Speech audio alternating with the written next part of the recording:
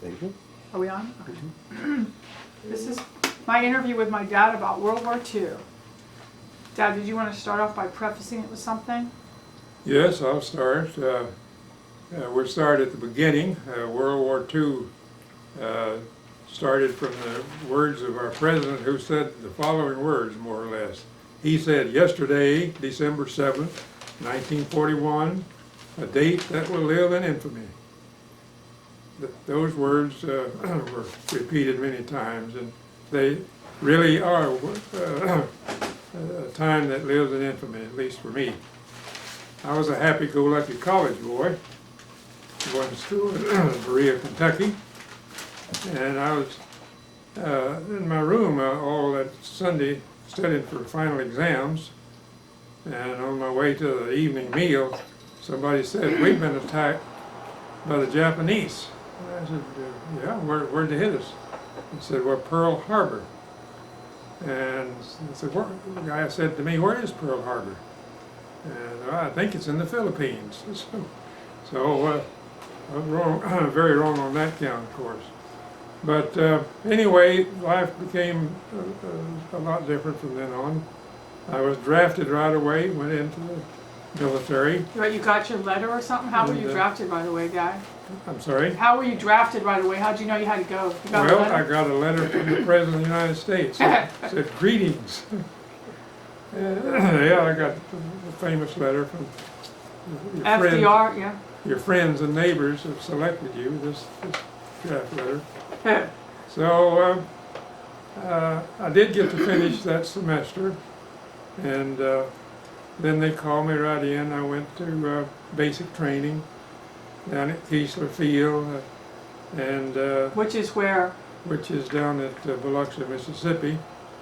That was, of course, after a whole week of exams, and after a week of taking various kinds of math tests and all kinds of examinations, the sergeant woke me up one morning and said, "Get up, you're being shipped out." He said, "You're in the Air Force." And I said, "Well, good for me. Where am I going?" And that was when I started basic training down at Keesler Field. Now, didn't they call it the Army Air Corps then? Yeah, it was called the Army Air Forces then. Part of the Army, of course. And I went. First of all, they told me that they had a dire need for electronics people. They wanted to know if I would go to electronics school. I was having some choices. At least I thought it made me think I was having some choices, at least. So I thought, well, yeah, okay. So they sent me to radio school. I went to Truax Field in Madison, Wisconsin. For how long do you remember? That was about 6 months. Never saw the ground. Basic electronics. What time of year was this now? This is in the winter time. I never saw the ground. Because Pearl Harbor was December, That's right. Well, this was on. so January, February? Yeah. Okay. And so I, at the end of that school, or approaching the end of it, I was called into the captain's office and said, "You've been selected for the aviation cadet program if you want it. So think about it and come in tomorrow and let me know." And so I thought about it a minute and I said, "Well, Captain, I've thought about it. I'll take it." So things started moving fast from then on. I went into the cadet program, Air Force cadets, down at Randolph Field in San Antonio, Texas. And then from there I went to basic flying school out in San Angelo, Texas. And then from there I went to an advanced course in Waco.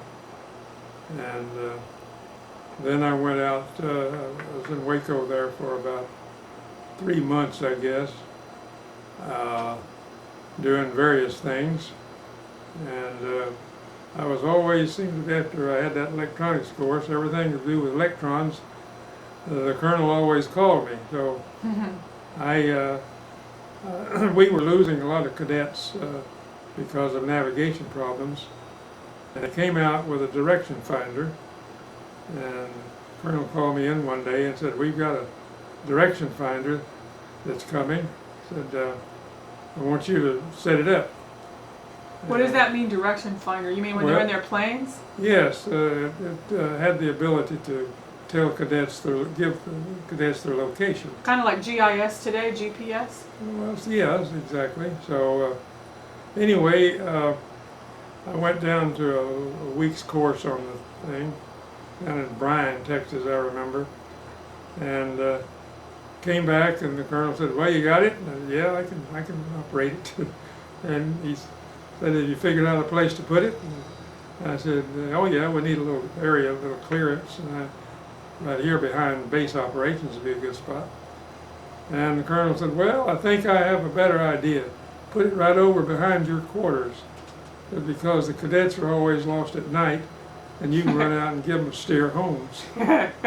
So that's the way that worked. And so happened that just about every night I was getting calls, 1 or 2 o'clock, come out and find a cadet and give him a steer home. So this went on for a while. I couldn't leave the base. I started training we had a bunch of WWIIs that came in. I started training them to operate the thing, but that took a bit of doing. So one of the happiest days of my life was when I got orders going overseas. Where did you get sent? Dad, you want to drink the water? Your water's right there. So I Where went did you to, get sent to first?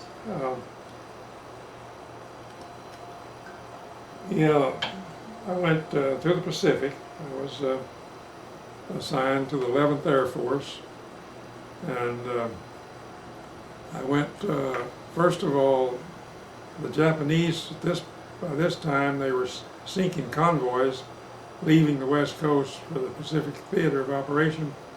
They were sinking the convoys, so we went around the normal path of the shipment out there and went up through the Aleutians, and I went down to Midway Island, and for a while I was in the Philippines, and in Okinawa, and the last year of the war I was in the Aleutian Islands. They transferred us up to Attu, and Shimya, and Kiska, and we had a great time up there. The weather was so bad, and made flying very difficult. Because it was, when were you in Alaska? Well, that's part of Alaska. Oh, duh. Oh yeah, the Aleutian Islands. They go all the way. Is that out when you there. had Shaky, that dog? Mm-hmm. That dog you had that you named Shaky? Oh yeah. Well, we took over the islands. The Japanese had invaded the Aleutians, and they left a lot of their own stuff there, including their dogs. One of the dogs adopted me, and I taught him English, and he was a very nice dog. I'd bring him bones from the mess hall, and he was very happy. So, so real nice dog. But anyway, that was where I spent my time, and I guess the worst part of flying up there was trying to fight the weather. Our runs from the Aleutian were over what they call the Kuriil Islands, the northern islands of Japan. Missions were very long. Some of them were up to 18-hour long, depending on where we were bombing. And I was in the B-24 squadron. We had about 100 airplanes, and they flew most of the time. The old B-24 is a good airplane. We could carry 10 to 12,000 pounds of bombs, depending on how long the mission was. So how many people would be up in the air in it? Like, how many of your buddies were on the plane with you? Well, the crew consisted of nine people. The pilot, co-pilot, navigator, bombardier, radio operator, and gunners. So what would you eat when you're gone 18 hours? We had what they call K rations. Uh, it was a little bowl of, a little container of fruit, and usually some kind of a meat that was all greased over.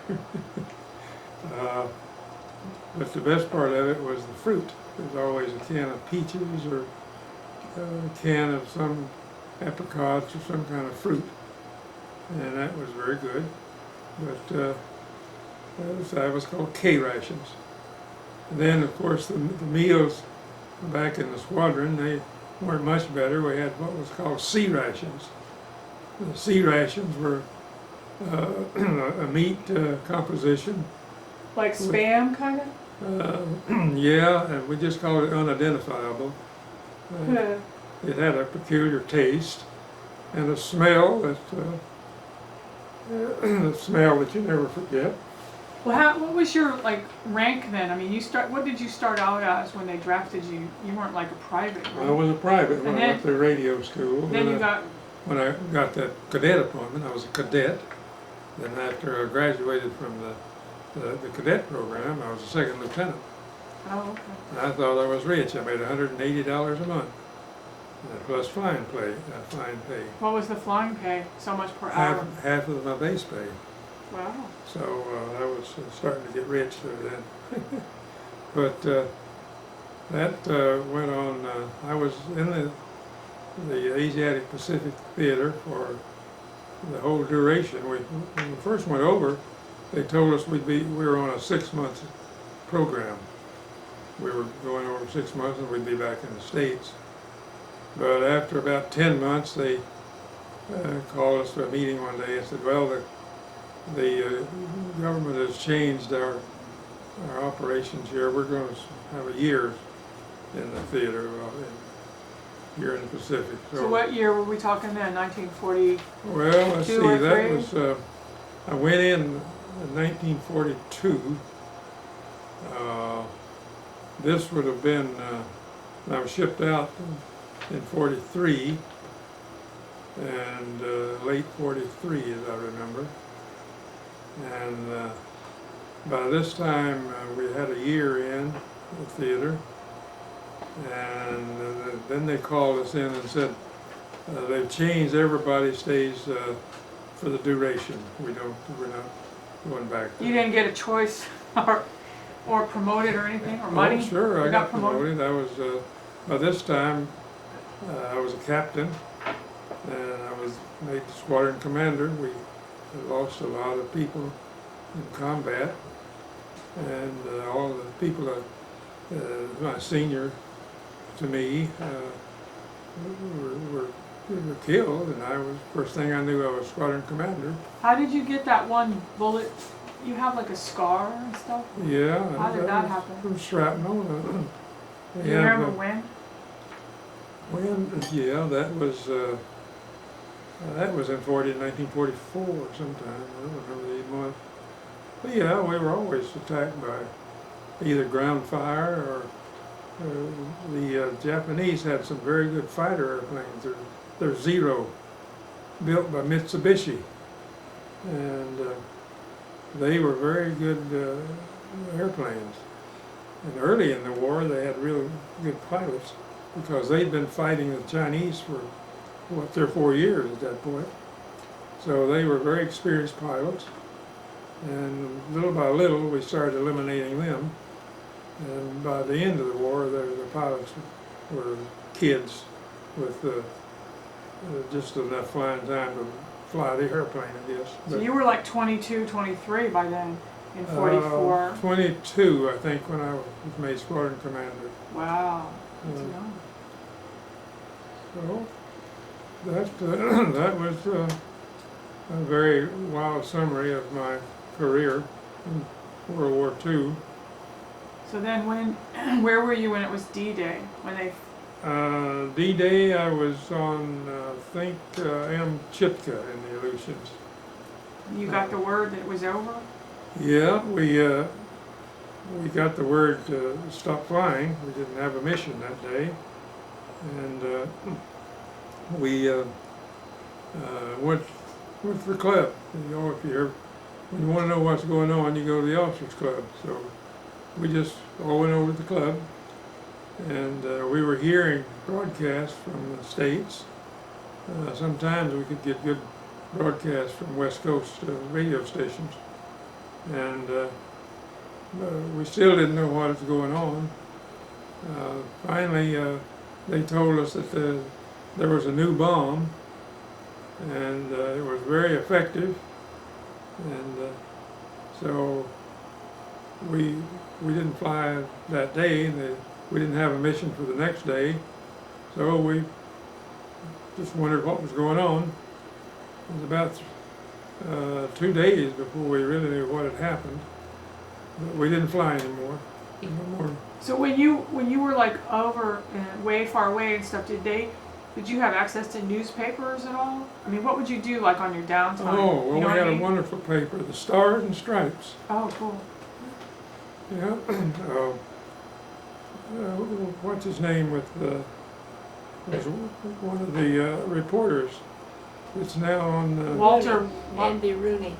Yeah, Andy Rooney. Andy Rooney was. Wasn't one that the Herald Tribune? I mean, when I was living in Paris, they had that one called the International Tribune, the Herald Tribune. No. No, we just Stars had and Stripes? Stars and Stripes, yeah. And That's probably still in print. it's today. still a Because paper. when we were stationed in Japan, Yeah. we Oh yeah. got the Stars and Stripes. So that's how. And when you were off duty, you were allowed to just hang out, or did they make you work when you weren't flying? No, I didn't do anything. I mean, the officers, well, I had, the only thing we had to do was censor the enlisted men's mail that went out. Because everything was classified, and the crew members would come off of a mission of 15, 16 hours, and they'd give each one of us a handful of envelopes. The officers had to make sure they weren't giving any military secrets away. So I read mail, and all the officers had to do that. That was What if you found something, you had to cross it out or you something? cut it out. Oh yeah. So that, because Mom said there used to be, like the Western Union man was such bad news, they would always bring news of Yeah. somebody else dying. But you'd be snowed in, weathered in, or Yes, we Really? would be snowed in. Sometimes for a week's time we couldn't fly. how would you get to the dining hall? Well, they had what's called a lifeline from the troop area. The officers we couldn't. They had to be spread around over the island. We couldn't have more than one officer at one spot at a time. So, but yeah, the lifeline, you couldn't see the mess hall. You get out in the squadron area, mess hall would maybe be half a block away. You couldn't see it. So we had ropes that you just got on one of those ropes and followed it into the mess hall. So it would like snow in all your Yeah. your runways and stuff? Oh yeah. So you had to shovel it or what? Well, we had snow plows, and we had what was called FIDO. We had a system to burn the fog off of the runway. We had oil lines that went all up and down the runway with holes in the pipes, and we could light those fires, and enough heat would drive the fog up, and you could see the runway. So we had that toward the end of the war. That was a thing that was really helped. But so on one of those occasions when we didn't fly for a week, I took one of the radio systems from the B-24 in to see how it worked. I was trying to make a beacon. The fighters craft had the same kind of equipment, and I had an idea that I could convert one of those pieces of equipment to a beacon that the ground station could always track the fighter pilot and bring him home. We were losing, the fighters would start with us to the target and be our rescue, be our protection from the Japanese Zeros. And started out, we had P-40s that would follow us in, our escort. They didn't have the range to go all the way to the target. As soon as they ran out of fuel and had to turn back, the Japanese Zeros would appear. What is a zero? It was a fighter, Japanese fighter. Because it had the dot of the Japanese flag, is that why you call it that? Well, that was the name, what they called it, a zero. It was the airplanes were numbered, the types, and they start out with zero. And that was their first basic fighter.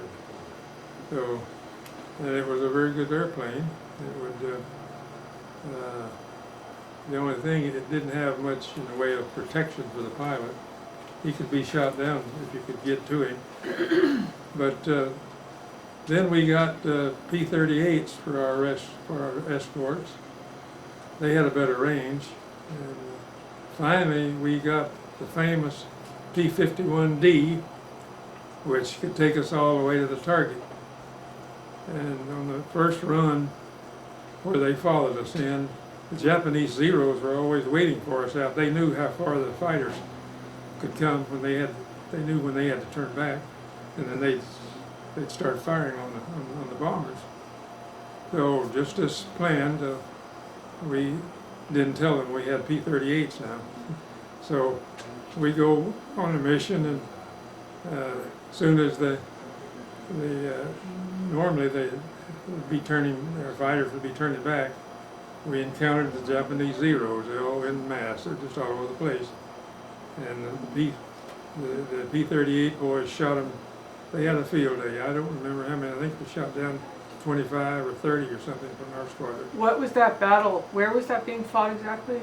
Just in the Aleutian Islands? Well, between the Aleutian Islands and the Japanese island, yeah. So that probably couldn't happen today with CNN and all. Everybody would know what everybody has. Oh, well. You guys kept it a secret back then. Yeah, I guess so. But, that was, but getting back to that, making something for the fighter boys to navigate back home. We had, the snow was, we had a whole week there, couldn't fly, so I took one of the systems in my room, and I thought I would look it over and see what made it tick, and maybe I could make a beacon out of it, which I did. It was a very simple modification, actually, and had one of the fighter pilot friends of mine to put it in his airplane. Let's go check it. So I was running the ground station, and I was vectoring him around over the islands and tracking him, giving him his positions. Yeah, that's exactly where I am. And he was real impressed with that. Finally, he said, "What size shoes am I wearing?" Did you get any kind of accommodations for that or anything? Any medals? Oh yeah, I got a commendation for it. I went to, first thing they did, they were convinced that it was a good thing. The fighter boys said, "Hey, we got to have this." And 11th Air Force headquarters was up in Anchorage, Alaska. So they sent me up there.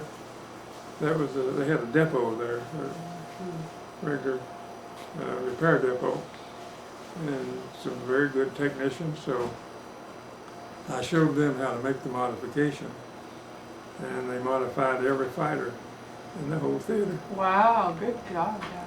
So when you first said a beacon, I thought you meant like a lighthouse, but you meant electronic signals that allowed you electronic beacon that increased the range. Yeah, that it emitted a signal, and the ground equipment could take that signal and Interpret where they are. interpret exactly where you are. Longitude, latitude, that type. Well, no, miles from. Oh, miles from. Yeah. Mom, do you have any questions for him Oh, for this interview? I'm just enjoying it. But it was. I've heard all this over and over, and I never tire of it. Some of the things he didn't tell me, I think a little bit Yeah, I don't want to too much. make it be gory or anything. Too much. But yeah, like I'm trying to think. I know when you guys all came back, they did that GI Bill so you guys could all go to college. Oh, And yeah, I know that's when you met Mom and everything, yeah. because you guys married in 1947. But when when you 48. Mom, you got married in 1947, Oh, did we? I believe it's 47. June wasn't 28, 1947. Yeah, it? I believe it was. We were there. something like that. And then you went to later on. You also served in Korean War. Yeah, I And got. then you were in When I Japan. got out in 1946, I left the Air Force and went back to college. By this time, I had transferred from Berea College, where I was going before the war, down to Auburn University in the great state of Alabama. Now, how did they? What was the GI Bill? What did they pay? Everything? They paid basically everything. They paid the tuition and books And then $90 a month. and $90 a And month. when he got married, $120 a month. Oh yeah, Well, that was worth it. yeah. So, what was your rank when you got out? I got out as a captain. You were still captain? Okay. Uh-huh. Because I know you did 20 years. You stayed in till you retired in 65. Right. And you had done your 20 years from 45 to 65. And you were a lieutenant colonel when you got I out. always thought it was interesting when you graduated from. Mom, talk louder with me. Talk louder, Mom. Oh, I think you can hear me. Well, it's just the story about how they held up your diploma or whatever. My commission. Your commission, held up your commission diploma. Will you tell it? Oh yeah, they held it up one day. I didn't graduate with my class. Held it up. I went through the ceremony. They told me to do everything but don't take the oath, and so I had no idea what was going on. As soon as the meeting was over, and I ran back to personnel, and what are you guys doing to me? And there was a question of security because of the German name, and they wanted. It took them an extra day to find out that I was not a Kraut. Oh my goodness. Yeah, and the next day, the colonel's office, I was in the colonel's office, and they gave me the oath of office, and the secretary pinned the bars on me, and I'm on my way to San Antonio. And that was still before you met Mom. Oh yeah, I didn't need Mom till after World War II. What kind of money were you getting as a captain? Do you remember? No, Seemed like around 200. Well, I didn't know you. more than that. There was, see, I always got separate quarters payment and a food payment, base pay. Like per diem, kind of like? Sort of. I was, as a captain back in World War II, I was drawing about altogether $250 a month, which was very good pay back in those days. Because what was the average wage earner making, like, say? Well, I was making $5 a day, I guess. I don't know. But that wasn't bad. So then I was called back in. Well, after Mom and I graduated from Auburn, we went to work for the Atomic Energy Commission up in Oak Ridge, Tennessee. Very good. I had a real good job there. And I thought I was going to be there forever. They furnished us government quarters, and it was a good job. The Atomic Energy Commission, and Oak Ridge. in Oak Ridge, yeah.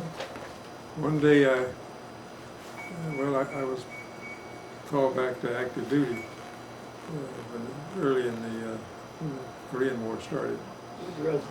After just about 6 weeks of work there. Really? You had a nice house and everything, and then you had to go to Korea? Yeah, I went to It Korea. wasn't that nice a house, just Yeah, it was just quarters. government, typical GI quarters. Away we went. We went to San Antonio. back again to Texas.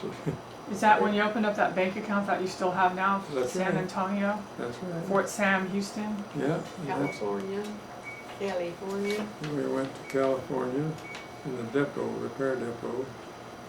By this time I was in the radar department there, in the depot, and we were installing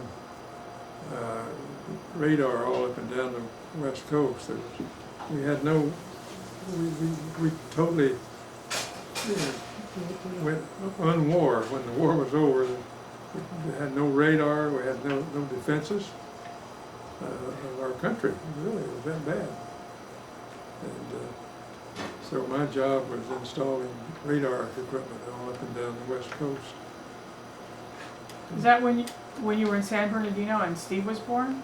Yeah, Yeah, So that was 1951. one. yeah, it was 51.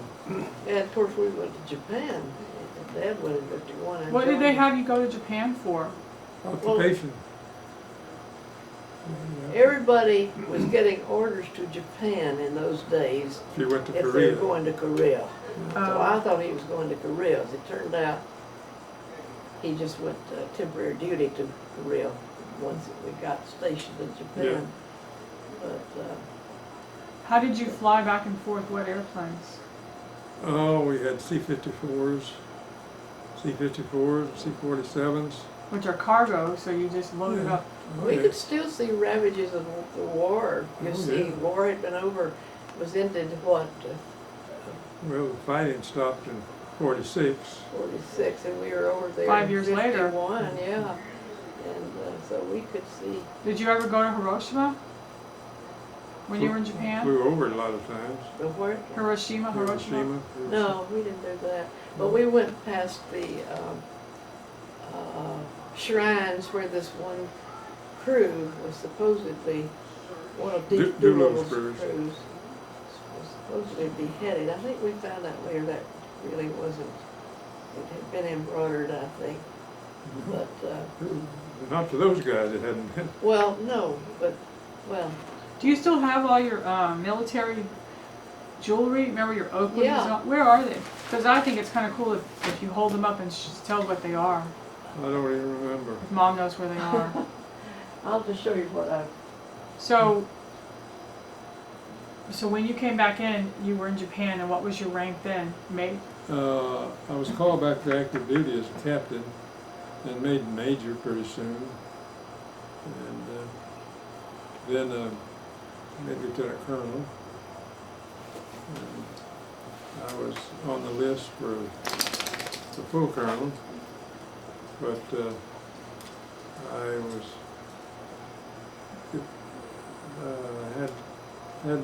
had kids going to college at this time, so I needed money. So I worked as retired and got my retirement pay, and then worked in the civilian world.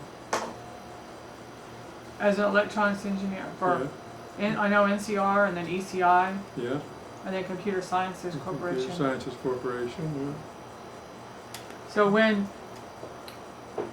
but in the very beginning, you were born in Grant, Alabama, yeah. That's and you where lived, yeah. you stayed there your whole time before you got called in the war? Yeah, that's Same where I went house? to high school, graduated in the DAR High School in Grant, which is still a fine institution. Did you know any of your buddies in Alabama there that got called to the war with you? Oh yeah, oh yeah. Yeah. My whole class was called in. That was back when if you were considered 1F, you were like, you couldn't hear, or you were, what was that called, the classifications? Well, your class, it was F, wasn't it, if you didn't qualify for military service. Yeah, Mom found some of your medals, I guess. Oh yeah, I got a bunch of them. So you would wear, I remember how handsome you always looked in your uniform when you go off to work. Now they have all different uniforms. I've seen like look like camouflage flight suits or something Yeah. like they wear. You guys wore like dress slacks, it looked like, and Yeah, blue shirts. And that's right. So we had flight suits. when you were in the war, you wore green flight oh, suits? there are dog tags. There's your dog Oh, tags. hold those up, Dad, on the camera and show. Oh, the dog tags, yeah. Hold them up on the camera. You know what Yeah. they Mom, show your let him- blood type? Yeah, typo, positive, and Protestant. It's ready, Eddie. Mom, let him have them on the camera. You can't. Yeah, but I want him to see on the camera. You see what I'm What, saying? how do I show? Hey, give them to me. Okay. Right here is the camera. Look on the Right TV, Mom, and you can see what's on. I doubt if it'll show up there. There, oh man, there. He has his, Two dog tags. they gave everybody a Bible too. I'm gonna put on real Where's close. your Testament? Let me get the Testament. You know what the notch is for? What? See the notch? Uh-huh. Just to pry your mouth open so there's to keep the body from exploding. Wow. Oh, I think I have it backwards too. Brady, you're on TV. Oh, no, I'm not. I'm not on TV. It's hard to do it. There you go. Yeah. That's cool. What can I say? Dog tags. Take a break for a minute. Okay, turn it off. Just for a break. I don't think I did. That was awesome, Dad. Because you did a good job holding up the dog tags. Would you believe this turned up with Hattie? Oh, let me see Hattie it. wound up with this. She found, where's his name? Do you see his name? Hold it up to the camera, Bertie. This is my dad's Bible that went all through the war. Let's see if it has the. Testament. They In gave my it, vest pocket. There it is. Somehow this ended up. Move your finger then. It has 35 missions. see, Colonel Swearengin, Grant, Alabama. It's And it wound up, wow. Now show the dog tags again on camera. Oh, this is just one. I've got The dog tags are over there on that yellow thing. this thing right here. here's the dog tag. Hannah Rosie, you did a good job holding them up before to the camera. And so tell Dad what that indentation is for. Oh, Move your finger. see that notch on the edge of the dog tag handle? You've got your finger on it, Yeah. other finger. That's used in a dead body. You pry the mouth open. And that Wow. notch holds the mouth open so that the deteriorating body won't explode. Keep Under your moving. finger. Move your. There you go. No, The other finger. Other finger. That's the See that notch. notch? There's the notch. Okay. It I'm props sorry. the mouth open. P for private. I didn't know, I'd never heard that. Me neither. Okay, and then show these medals. Here's some of them.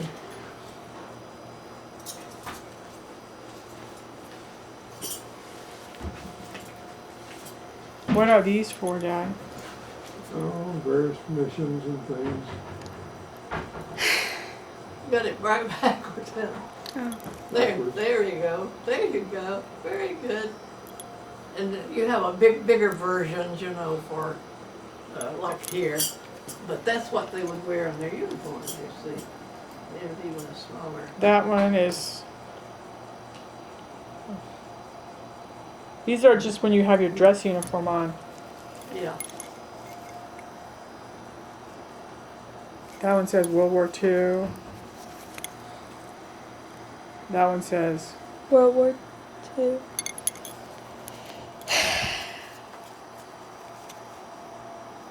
Dog tags have your blood type. O positive you are. And whether you're Protestant or. I saw that P. Oh, I thought it was a P was private. Protestant. Oh, okay. So they don't bury you in a Well, so they don't give you a Jewish funeral. funeral. You have to have the rabbi or the priest or the chaplain. And your blood type is here somewhere, I think. It's O. It says there's an O on it. With a plus sign. O positive. So, as a side note, Dad, to your beacon story, tell what you just said. They never lost another. Oh yeah. Susan was asking me some more questions on the modified beacon program that I had done in the Aleutians. To save the fighter pilots, give them a little navigation aid. And after we installed a modified beacon in all the fighter aircraft, we never lost another fighter. So I felt That's awesome. Yeah, I see the blood type right here, O positive, O POS. Yeah. And this may have been your serial number back then, 22813. That's it. 131 22. I'm gonna move the That's camera it. and be mouse for a minute. So what? Okay. Say hi, Mom. You've been heard, but not. Hi. Oh. Yep, There's Hannah Rosie. here's Hannah. Okay. This is the end of my part 1 of World War II documentary and early 1950s. Very good, Susan. Bye. Very good.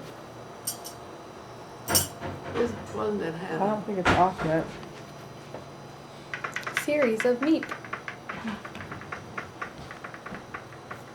Well, this will be cropped. I don't know how you turn it off. That thing is still ticking. You still, Yeah, I mean, this remote doesn't seem to kick it off, does it, either?